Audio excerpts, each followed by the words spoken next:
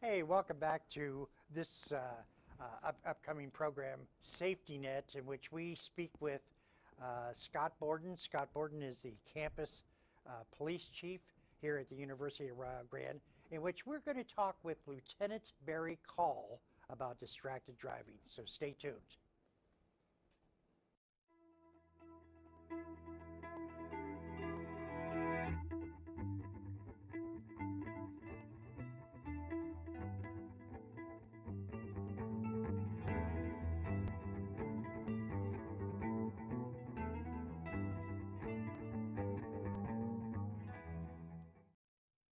Hey, welcome to Safety Net. I'm Patrick Dangle, filling in for Sheriff Keith Wood. Sheriff Keith Wood had some important things that he had to take care of. And of course, I'm with Campus Chief Police Scott Borden. Scott, it is a pleasure always being able to fill in for a sheriff, because this is a really good, informative program. Yes, sir. The topic that we sort of selected this time was on distracted driving. And you know, it's interesting, since I travel a great deal, you can see there's a lot of distracted driving from the individuals that either I pass or they pass me. Well, there's just some people trying to do business in their cars. They're texting, they're talking on the phone, they're not paying attention, and you know, on the highway that Lieutenant Call will address, but just, you know, on campus you have a lot of pedestrian students walking around, and you've got people driving down our streets, and you got the students texting while they're walking, you have the drivers texting and talking on the phone. It's just could be a very dangerous combination. Oh, that is interesting. You know, you've had 33 years past experience in working for the Ohio State Patrol Force. Yes. And I know that they're out and about. We only really see them for a speeding ticket, or that's what the perception. A lot of times they're out there when, you know, you'd hope if your tire goes flat, you run out of gas. They're there to help you on that. On campus, we've had a great relationship, especially with Lieutenant Call, and you know, just with commencement this last week, he sent 4 troopers over, and they helped with the traffic. I mean, you had a lot of anxious parents coming in for commencement and want to get in and get out, and their 4 troopers were just essential in making that happen. They participate in the homecoming events. They just were here a couple months ago doing some drug interdiction training. They're going to be here next week. yeah, I'm helping looking us out forward on to that. Yeah. the active shooter training. Active shooter training. Let's meet our guest. It's Lieutenant Barry Call. Lieutenant, welcome. Thank you. It's my understanding that you're a lieutenant with the Gallia Meigs Patrol Office. Yes, I am. And how many years have you been involved with the? I've been involved with the Highway Patrol for over 26 years.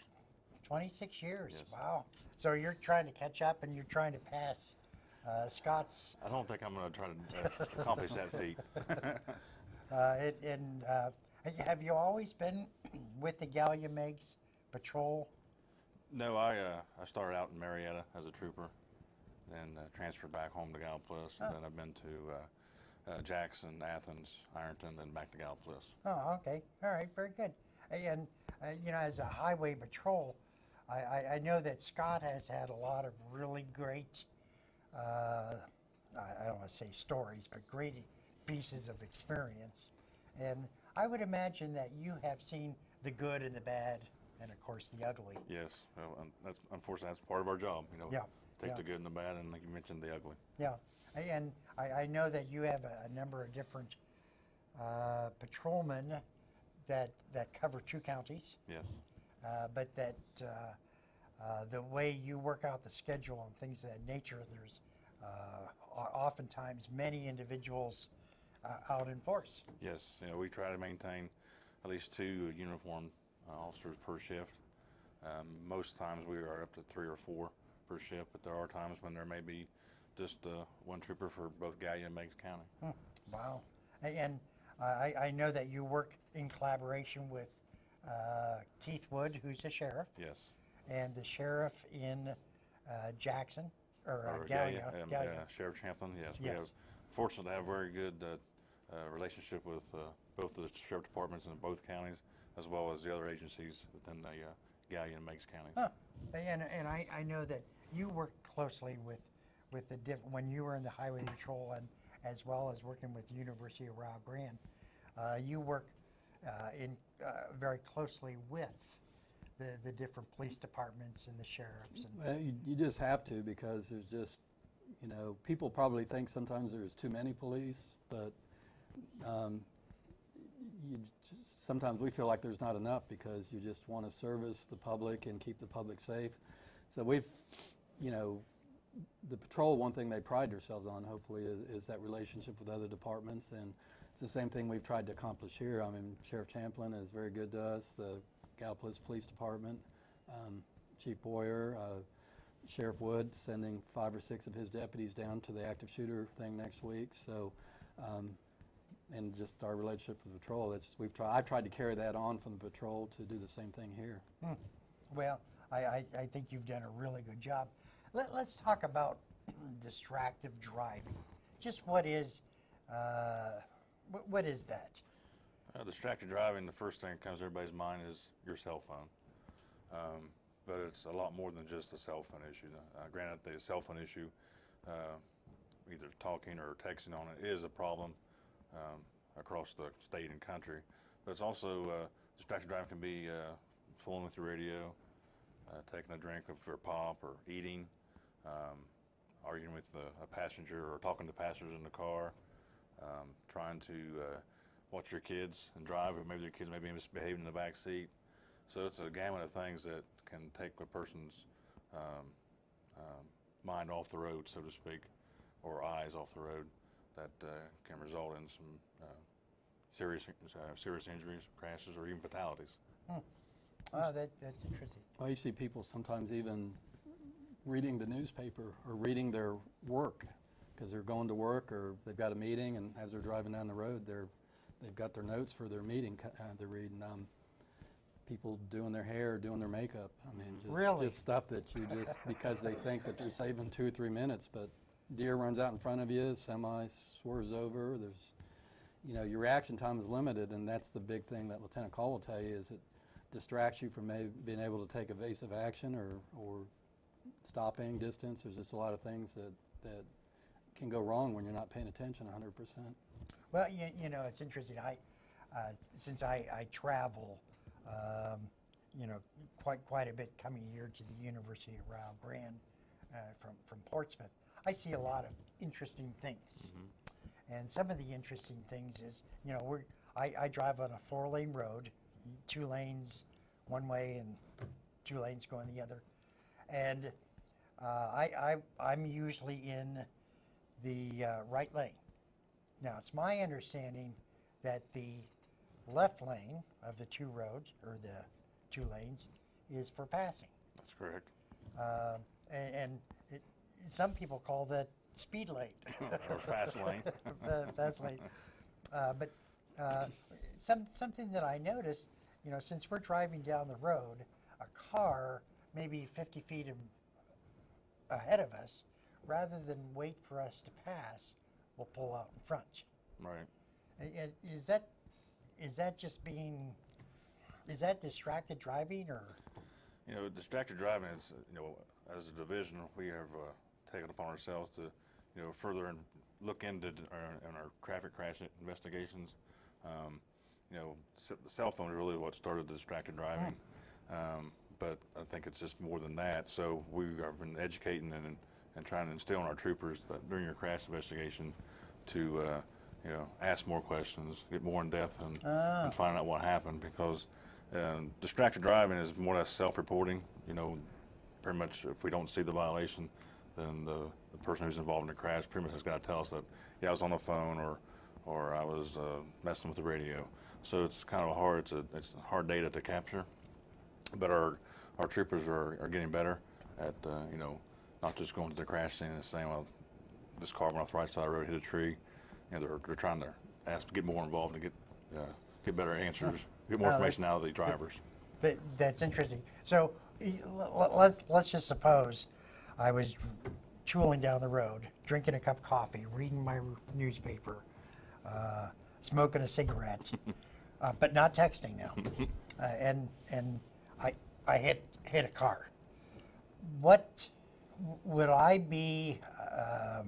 What would I be charged with? I'm assuming if you struck the car in the rear, and you're looking at failing to maintain instructor distance ahead, when you're operating a vehicle, regardless of whatever the speed limit is and however you're traveling, how fast you're traveling, it's just the driver's responsibility to drive that vehicle in a reasonable manner to where you can, stop from avoid hitting somebody in the rear end. Oh, okay. Because, sometimes, let's say I'm fully focused and a car comes out in front of me, and I understand about the individual in the back usually gets dinged on the insurance for hitting someone. But have you seen where someone pulls out in front of you that? Yeah, if someone pulls out in front of you, obviously, if they pulled out, maybe they didn't see you or underestimated your speed. If you can get over, obviously get over. But there's some factors goes into that. There's a point of first perception if there was a collision, the angle of the collision of the crash. Okay. If it was, if it was an angle where a car hit another car in the side, you're probably looking at more of a failure to yield type violation on the person who pulled out. Or if it was like a rear end crash like we discussed earlier, you're probably looking at a strict car distance for or unsafe speed for the car. Now, would there be an extra charge if it was distracted driving also? Or is that just sort of, is there a charge for distracted driving? Yes, there's laws for distracted driving in Ohio. They're a little different for juveniles, kids under 18. Distracted driving, if you're under 18, is a primary offense. For law enforcement, primary offense meaning law enforcement can stop juvenile for texting and driving or talking on the phone and driving. As for if you're 18 or over, it's a secondary offense to where law enforcement have to see you make a traffic violation. I see. It could be speeding, it could be a left of center violation, and see you on your phone for law enforcement can actually make a stop for that and take any enforcement if they choose to do so. That's interesting. I know Scott, when you were in the highway patrol, and obviously Barry too, but you saw where we went from don't worry about the seatbelts to seatbelts, and it used to be that you had to stop for a traffic violation to be also charged with no seatbelts. Well, Ohio still has you have to have another violation. Yeah, there are some states, I know North Carolina, I believe is one. West Virginia is one. West Virginia, where they can stop you for just the seatbelt violation, but Ohio still, right now, have to have another valid reason for the stop. You were talking earlier about the people pulling out in front of you. A lot of people don't realize is that there's two parts of a stop sign, an obligation you have. Everybody thinks you run a stop sign and you hit somebody, but first section laws you have to stop at the stop sign. The second is once you stop, you have to not fail to yield to another vehicle. So what happens probably as much or more than running the stop sign, and I had it on the way here today, is, and it's frustrating because a little red car just, a couple 100 feet from the intersection where I have to sort of hit my brakes, and you look behind you and there's not another car for 2 miles. Yep. And they weren't reading anything, they weren't texting, they looked and their opinion sort of was zoned out or don't care or you're supposed to stop. So, and then I noticed that person didn't have their seatbelt on, and the first thing I thought, besides the fact they pulled out in front of me and that there was nobody for a mile behind me, was had we hit, even though it had been their fault, they would have been severely injured. Yeah. And so the seatbelt is, Barry will tell you, we, wouldn't even feel right in a car without the seatbelt on. Right. You get so used to, and Another thing I'll tell you is how many kids, you stop cars and the kids in the car will have their seatbelts on and the parents won't. I mean, all three kids, little kids in the back seat, you'll have a kid sit in the front seat and mom or dad won't have them on, but the kids do, so. Well, it really took me about a year to feel comfortable when you got in because, you know, growing up, I remember allowing my children to stand on the, you know, there are 3 or 4 or 5 stand in the front seat of the car. You know, there wasn't, you know, back then there weren't as many laws as there are now about the safety in mind.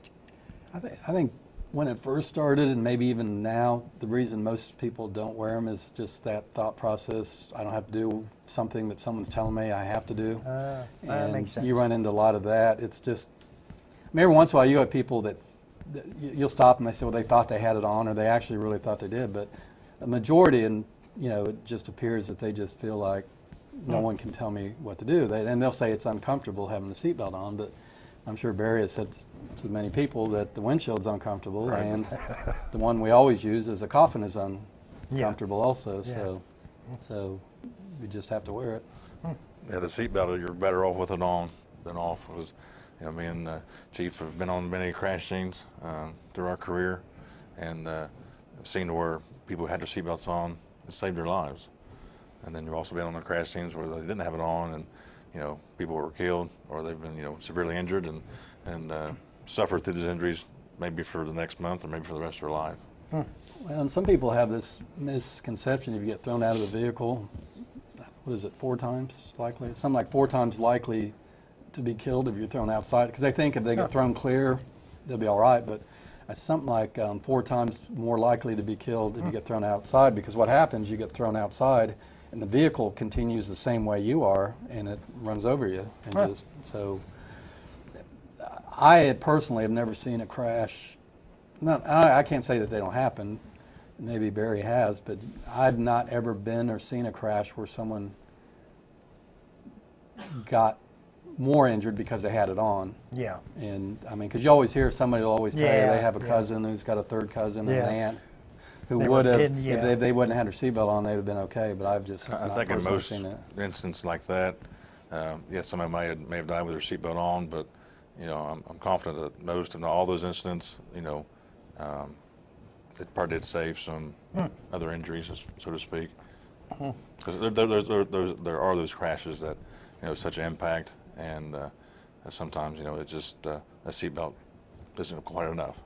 No, that's a good point, because that's, you'll have people come up to a fatal crash, and the people will have their seatbelts on, and everybody standing around will be, well, if, you know, it's too bad they had their seatbelts on because they would have been okay. Just sometimes you're hit so hard at such a force that it wouldn't have mattered, and there's just nothing you can do about that. Yeah, that's true. But it's those other times that it would do good. Yeah, so. yeah. This is truck country, or it seems like it's truck country. US 35. What is the laws about riding in the back of an open truck? Oh, open pickup truck? Yeah, pickup truck. Yes. To do it legally, there should be some type of seating in there if you're going to be under 16 years old. There is a section law for that. If you're, help me out here, Chief, it's been a while since.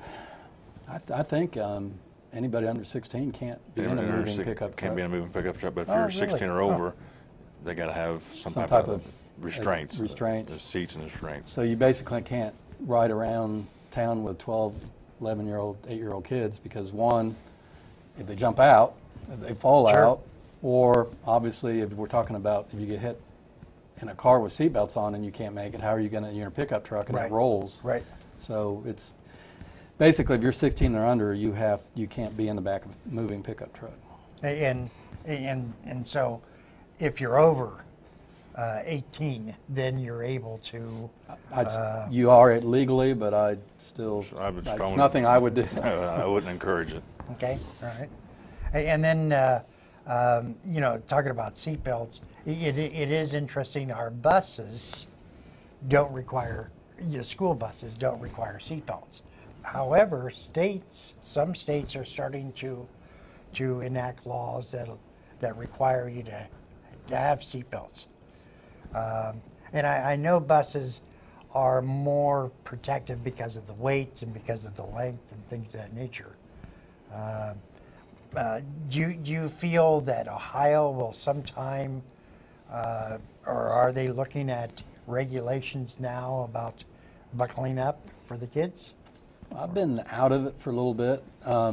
It seems like you see stuff on the news every once in a while. The legislators talk about it. And it's unfortunately one of those things where you have a school bus crash and then everybody talks about it. I think there are some buses that do have seatbelts. Some buses do have come with restraints. I can't speak for the Gallia Post or City School District or any other school district how many of their buses are equipped with all seat belts. But I know there are some that are, as we move forward, there's more and more buses that are coming with restraints. And so that's a good thing? Oh, yes. Absolutely. Oh, yeah. Okay. Absolutely. All right. Okay. And then finally, we only have a few minutes left, but let's talk a little bit about motorcycles.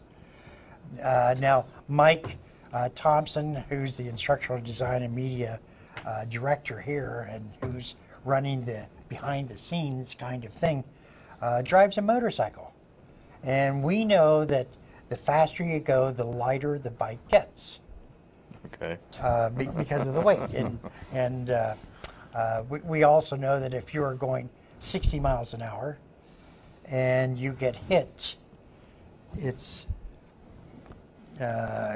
my understanding that the distance is squared as it was 50 miles per hour. Okay. So any thoughts on, since we're coming into the motorcycle, some cautions that you might get? Because we think we're riding a heavy bike, but it becomes lighter and lighter as it goes faster. Well, in Ohio, we don't have if you're a novice driver, you're required to wear a helmet. A novice driver is someone who has passed their permit or passed their test, but they're required to wear a helmet for a year afterwards. Okay. So after that year, you're in Ohio, you're not required to wear a helmet. Obviously, the Highway Patrol encourages everybody to wear a helmet involved in a crash, because when you're involved in a motorcycle crash, it gives you extra protection. It's just as important as wearing a seatbelt in a car or pickup truck. Huh. So, the helmets are there to protect your head. And when you're involved in a motorcycle crash, or any crash for that matter, you're pretty much at God's will. You don't have control of what you're going to do with the bike. You don't have or car. You don't have any control where you may land or what any control what you may get hit by. So obviously, when driving a car or motorcycle, encourage you to wear all the safety equipment you possibly can. Anything to add on it? Well, and not only cars, but you mentioned earlier this is a big pickup truck area, but I mean, you ride up and down the road, there's deer carcasses all the way. And I know the Gallia Post is probably every post has had some pretty horrific motorcycle crashes with deer over the last 10 years or so, even before I left. And it's one thing if you're a motorcycle and you're watching for other cars to pull out in front of you, you're watching for trucks and things, but you know how horrific it is when you're in your car and all of a sudden a deer jumps out in front of you. You've got some evasive action, but it's just like you got hit by a big old missile. And that's one of the big fears I have with people out being on motorcycles is, besides all those other drivers and then the motorcycle people that go too fast and stuff like that, it's just that you just got to really be careful about the deer. That's a dangerous thing. Well, I had the opportunity to talk with Mike, and one of the questions I had was, what about dogs? Because a dog's maybe man's best friends, but boy, they love those motorcycles. Any type of animal. It could be a groundhog crossing the road. I mean, any type of wildlife or pet out on a highway. Oh, that's interesting. Well, like you said, once you lay it down, you've got no control. Yeah, you just sort of skid along. Well, we're with Lieutenant Barry Call. He's with the Meigs, or the Gallia Meigs Highway Patrol, and we're talking a little bit about distractive driving and some other things. So how about some words of wisdom to leave the audience with? Well, when you're operating a motor vehicle, it's your responsibility to drive the car in a safe manner. Last year alone, we had almost 14,000 documented crashes that were due to distracted driving. Wow. And 51 of those were fatalities. Wow. So as far as I'm concerned, that's 14,000 too many. It's not a right to drive a motor vehicle on the road. It's a privilege, and stay focused on what's in front of you on the highway, and keep control of what's inside your car. And if the phone rings or a text goes off, pull off the side of the road, answer it. It's not only for your own safety, but for everybody else's safety as well. That's a good point. Good point.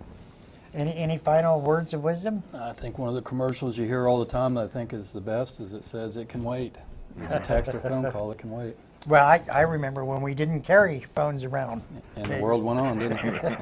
And they were attached to a wall. Yep. Hey, I'm Patrick Dangle, filling in for Sheriff Keith Wood with Scott Borden, who's the University of Rio Grande's campus police chief. We just had an opportunity to talk with Lieutenant Barry Call. Thank you for listening and watching Safety Net.